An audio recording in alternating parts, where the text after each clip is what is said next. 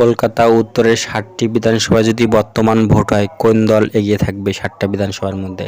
এখানে ৭টা বিধানসভার মধ্যে আছে চৌরঙ্গী বিধানসভা, এনটেনি বিধানসভা, বেলেরঘাট বিধানসভা, জোড়াসাঁকো বিধানসভা, শ্যামপুকুর বিধানসভা, মানিকতলা বিধানসভা, কাশীপুর বেলগাছিয়া বিধানসভা। এই ৭টা বিধানসভার মধ্যে কোন দল বেশি আসনে এগিয়ে থাকবে সেই সম্পর্কে আজকে আলোচনা করবে।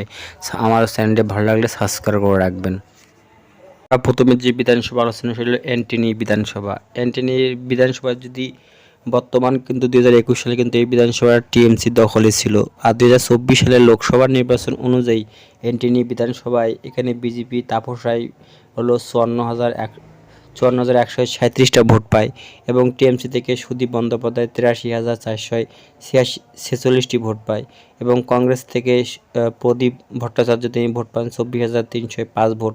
অর্থাৎ টিএমসি এনটেনি বিধানসভা 2024 সালে কিন্তু 29,309 ভোটের লিড নিয়ে এগিয়ে ছিল এবং 2021 সালেও কিন্তু ভালো একটা ভোট এর লিড নিয়ে কিন্তু টিএমসি এই এনটেনি বিধানসভায় এগিয়েছিল এবং কাউন্সিলর কিন্তু এখানে টিএমসির পক্ষে আছে। এখন দেখা যাক যে 2026 সালে বা বর্তমানে কে দল করে।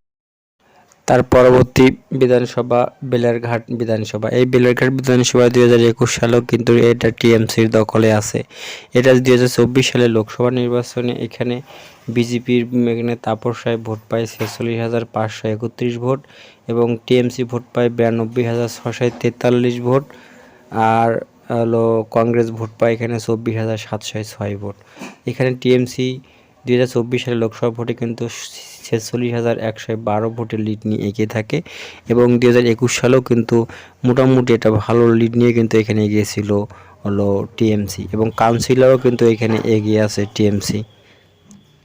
তার পরবর্তী বিধানসভা হলো জোড়াসাঁকো বিধানসভা। খুব গুরুত্বপূর্ণ একটা বিধানসভা এই আসনটি।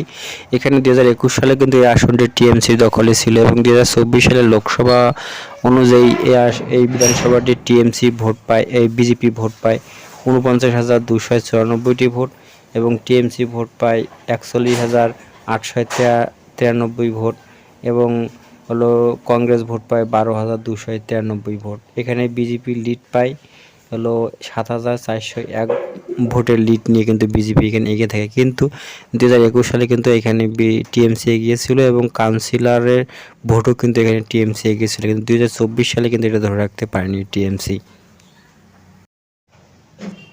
তার পরবর্তী বিধানসভা হলো শ্যামপুকুর বিধানসভা। এখানে 2021 সালেও কিন্তু এখানে টিএমসি এগিয়েছিল এবং এই আসনটি তাদের দখলে ছিল।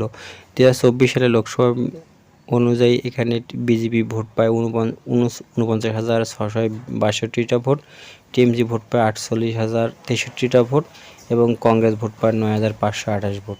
এখানেও কিন্তু বিজেপি লিড পায় 1,599 ভোটের লিড নিয়ে কিন্তু এগিয়ে থাকে, কিন্তু 2021 সালে কিন্তু এই আসনটি কিন্তু টিএমসি লিড দিছিল এবং কাউন্সিলর নির্বাচন কিন্তু টিএমসি এখানে ভালো ফলাফল করে, কিন্তু 2024 সালে কিন্তু এই আসনটা ধরে রাখতে পারেনি টিএমসি।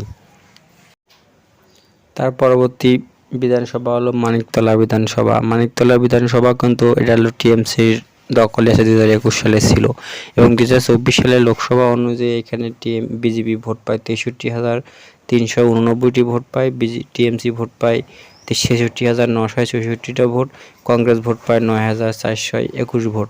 অর্থাৎ এই কেন্দ্রে কিন্তু টিএমসি লিড পায় হলো 3,575 ভোটের লিড নিয়ে এগিয়ে থাকে এবং 2021 সালে কিন্তু এর চেয়ে বেশি ভোটের লিড এগিয়েছিল, কিন্তু ওই লিডটা কিন্তু টিএমসি ধরে রাখতে পারেনি এবং কাউন্সিলও কিন্তু টিএমসির দখলে ছিল।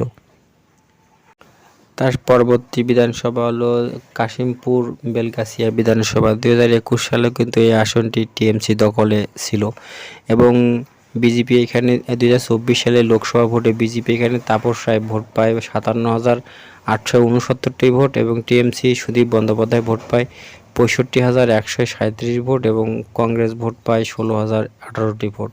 অর্থাৎ 2024 সালে লোকসভা ভোটে কিন্তু এখানে টিএমসি 7,268 ভোটের লিড নিয়ে কিন্তু এগিয়ে থাকে এবং কাউন্সিলে কিন্তু এখানে কাউন্সিলর নির্বাচনেও কিন্তু এখানে সেই বিধানসভায় কিন্তু সবকটা কাউন্সিলে কিন্তু এগিয়েছিল টিএমসি এবং 21 সালে ভালোটা লিড ছিল এগিয়েছি। অর্থাৎ কলকাতা উত্তর বিধানসভায় কিন্তু টিএমসির দখলেই আছে এবং যদি বর্তমান ভোট হয় আমার মনে হয় 7টাতে জয় লাভ হওয়ার সম্ভাবনা আছে টিএমসি। এখন দেখা যাক পরিস্থিতির উপরে বিপন্ন, যেমন আরজি কাণ্ডের উপরে প্রভাব ফেলতে পারবে কি না পারবে সেটা সময়ের উপর দেখা যাবে যে কি হবে।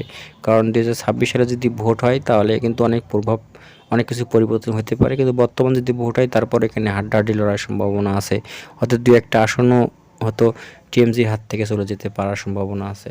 যদি আমার চ্যানেলটা আপনাদের ভালো লাগে সাবস্ক্রাইব করে রাখবেন।